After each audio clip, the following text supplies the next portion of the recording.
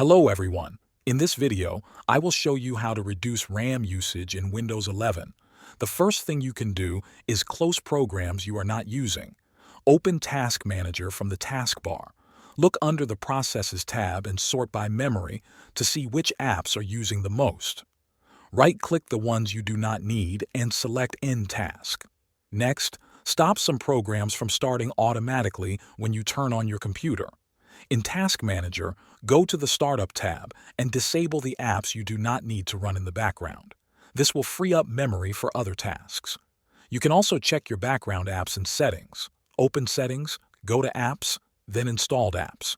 Click the three dots next to an app and choose Advanced Options. If the app allows it, turn off the background apps setting. Another useful tip is to clear temporary files. Open Settings, go to System, then Storage, and turn on Storage Sense. This will remove junk files automatically and help free up memory. If you still have high RAM usage, check for viruses or malware. Use Windows Security or your antivirus software to run a full scan. Some malicious programs use a lot of memory. Lastly, keep your Windows and drivers updated. Updates often improve system performance and memory management. With these steps, you should see a smoother performance and lower RAM usage without upgrading your hardware.